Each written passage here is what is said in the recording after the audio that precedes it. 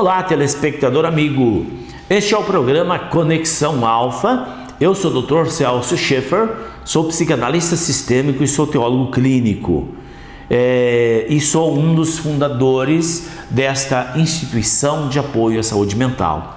Nós estamos localizados aqui no Vale do Ivaí, na Rua Carteiro Jair Aparecido Ferreira, no Jardim Sumatra, em Apucarana. E temos atividades abertas à população de segunda a sábado, com terapias individuais, e nas sextas-feiras, 19h30, então nós temos um evento público que é as constelações familiares, é aberta à população, você não tem taxa de entrada, a entrada é franca, e você pode conhecer essa metodologia que tem transformado milhões e milhões de pessoas, porque o mundo inteiro conhece essa metodologia. E no sábado, todos os sábados, às 14 horas, mais uma rodada de constelação familiar, e vocês são os nossos convidados. Tudo bem, senhor Jefferson? Tudo bem, doutor Celso. Que alegria estar aqui novamente. Qual freguês agora? Agora estamos juntos, sempre. Inclusive, doutor Celso, essa semana nós estamos fazendo uma série de programas sobre constelações familiares. E está sendo muito positivo. A gente tem recebido elogios, recebido as pessoas nos falando que realmente elas entenderam e compreenderam muitas coisas que acontecem ali no seu sistema familiar. E hoje o senhor poderia nos explicar, dando sequência a essa série de programas, sobre os 3 campos informacionais, que isso também vai trazer mais clareza e entendimento para os nossos queridos telespectadores. Muito bem, então vou falar aqui para vocês. Primeiro eu vou dar uma síntese do que são esses campos. Primeiro, como eu já falei em algum dos programas na semana passada, a descoberta dos campos informacionais e como a nossa mente se liga nesses campos foi a maior descoberta da história sobre a humanidade, sobre como nós funcionamos. Então existe assim, a Bíblia fala de 3 livros, os 3 livros da vida. Então o que é esses livros, onde estão esses livros, etc e tal. Então, finalmente, a ciência mental decodificou esse mistério. Existem 3 campos e são denominados como campos mórficos, éter atmosférico e registros acásticos. Bem, os campos mórficos, eles agregam todos os eventos ocorridos no agrupamento familiar. Todos os eventos, bons, não bons e ruins. Tudo o que acontece no sistema familiar vai para os campos mórficos. E tudo que nós praticamos contra os seres humanos, contra os nossos irmãos, vai ser arquivado no éter atmosférico. Um campo informacional chamado éter atmosférico. Tudo aquilo que nós fazemos contra terceiros que não são nossos familiares, éter atmosférico. E tudo aquilo que nós fazemos de mal ou que nós deixamos de fazer como missão, como responsabilidade nossa, vai para os registros acásticos, os campos acásticos. Olha que interessante. Eu vou citar um exemplo para o nosso querido telespectador compreender melhor. Eu recebi um tempo atrás um senhor com 60 anos de idade com o diagnóstico de anorexia. Ele até os 51 anos, mais ou menos, 51, ele pesava 140 quilos, ele tem quase 1,80 m de altura, ele era um homenzão, grandão, né? Eu vi a foto dele e ele teve um evento marcante na vida dele, um casamento. Ele foi convidado para um casamento da sobrinha e ele era padrinho desse casamento. E ele vai para esse casamento e deu um problema no carro. E ele não chegou na igreja na hora do casamento. Chegou a meia hora atrasado e quando ele chegou na igreja, ele sentiu um impacto assim e desmaiou. Então ele diz, fiquei nervoso, desmaiei por nervosismo, etc e tal. E ele começou a emagrecer drasticamente. Quando eu conheci, quando ele veio no consultório, ele pesava mais ou menos 65 quilos. Ele perdeu 140 para 65, mais ou menos, dá quanto? 70? Perdeu 70 quilos. Imagina o estado cadavérico daquele homem. E aí, então, ele vem tratando há basicamente 10 anos de anorexia. E aí era tão incrível que ele tinha apetite e tudo que ele comia, ele praticava a bulimia. Ele vomitava.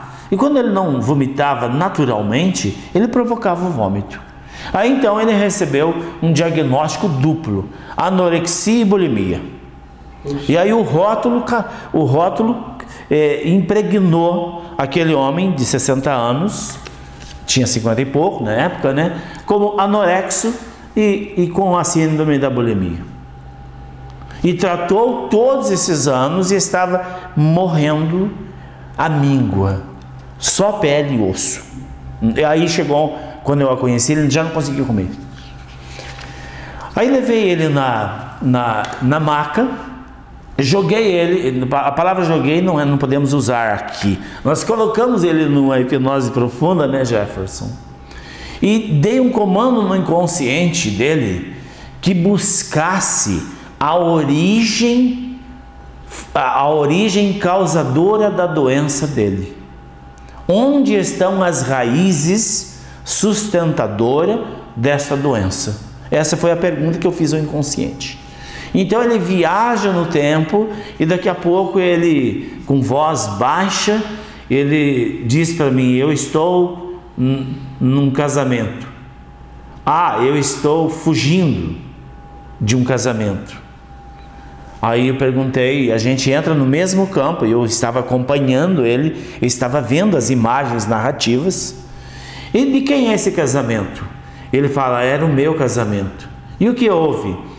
Eu prometi casamento para minha prima, eu a engravidei, e no dia do casamento estava tudo pronto, eu desisti e fugi com outra mulher. Isso estava registrado no éter atmosférico. Ele cometeu um ato grave contra terceiros, muito embora era prima dele, mas é um ato que vai para os registros akáshicos, para o éter atmosférico. E a madrinha, a moça, a prima, era filha da madrinha dele. E a madrinha simplesmente amaldiçoa, e que ele deveria morrer seco e arreganhado. Foi aquelas palavras que ele narrou, Jefferson. Em hipnose, a pessoa narra todas as palavras que são ditas. Tudo aquilo que está no inconsciente. Tudo aquilo que está no inconsciente. E ele terminou aquela vida em cima de uma cama de um hospital. Antigamente falava míngua, né? Minguado, anorexo. Agora acharam um nome mais bonito, né? Para míngua, agora apelidar de anorexia. É verdade. É a mesma coisa. Modernizou. Modernizou, é mais aceito, né? É muito mais bonito chamar a pessoa: eu sou anorexo, do que dizer: eu estou com míngua. É muito antigo a míngua, né? Verdade. Muito antigo, mas essa é a linhagem, a compreensão dos nossos ancestrais. Então ele trouxe aquele registro da vida passada e trouxe a maldição impregnada no éter atmosférico. E quando ele, aqui nesta vida, quando ele vai para o casamento de um familiar, onde ele era o padrinho, um dos padrinhos, e ele não chega, ele aciona aquela memória que estava nos registros akáshicos, no éter atmosférico. E a partir daquele momento se instala novamente a maldição da míngua. E ele começa a minguar, até chegar somente pele e osso. E ele narrando isso tudo para mim, e nós fomos até onde estavam os registros no éter atmosférico. Aí nós usamos geometria sagrada, aprisionamos as palavras que foram ditas, enviamos para um saco quântico que vai para o conselho kármico e pedimos uma moratória kármica. E ressignificamos no inconsciente dele, através de a projeção de uma vida paralela, e ele sai da maca, ainda ele fica semiconsciente, né? Nós usamos também o desdobramento, desdobramos a consciência da pessoa em uma outra, e nós fizemos lá tudo aquilo que tem que fazer. E fizemos essa sessão, na sessão individual. E aí depois fizemos constelações familiares para reforçar a ressignificação, e simplesmente aquele homem no mesmo dia já começou a se alimentar.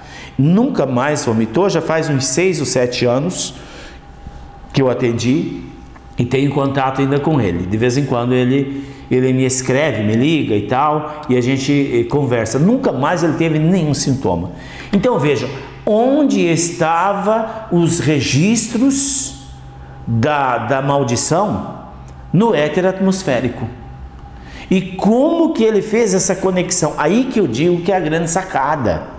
O nosso inconsciente tem um componente entre os dois hemisférios cerebrais, chamado radar límbico. É este radar límbico que faz a conexão. E se nós temos algo semelhante aqui, este algo que aconteceu aqui é o gatilho que detona a dinamite adormecida. Verdade. E se nós olharmos, né, ao nosso redor, no nosso ciclo familiar, de amigos, quantas pessoas levam uma vida, né, tudo bem, e de repente acontece algo, né, Dr. Celso, que desencadeia. Exatamente. É assim, desencadeia a memória e muda a programação no inconsciente da pessoa. Muda a programação e muda todo o sistema endócrino. Veja bem, na sessão que nós fizemos, o que houve no sistema orgânico dele? Uma nova programação mental que deu um comando no sistema endócrino e ele começou a ganhar peso. Então veja, a mente é que comanda o corpo.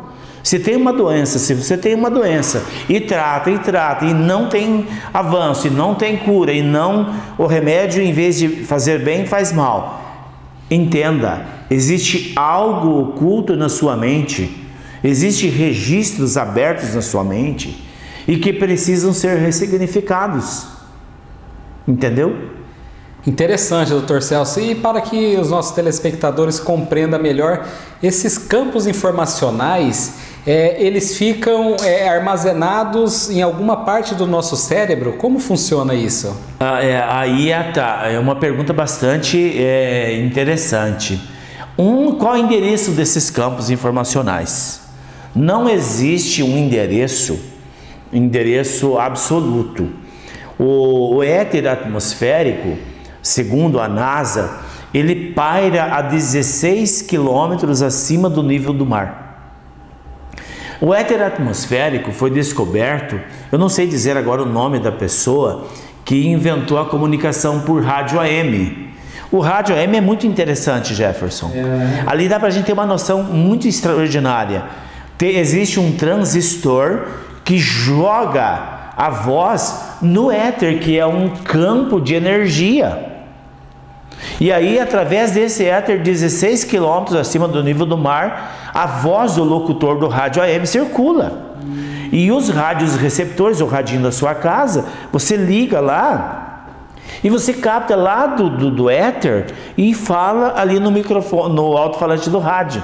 Uma coisa interessante, né? É interessante, realmente. É muito fantástico. Quando a gente começa a descortinar o mistério, não é mais mistério. Aí ele passou a ser compreensível, né? Então o éter atmosférico se localiza, segundo a NASA, a 16 quilômetros acima do nível do mar. Dentro dessa esfera do éter atmosférico também estão os registros akáshicos e também estão os campos mórficos. Mas o que liga então a nossa mente, o nosso eu nesses campos? É o radar límbico? Não somente o radar límbico, os 7 corpos sutis. Nós temos 7 corpos sutis. E esses corpos são corpos chamados de campo de energia. Esses corpos são conectados a esses campos de informações, uma vez que tudo é energia. Esse corpo que você está vendo aqui é uma energia condensada, mas é energia.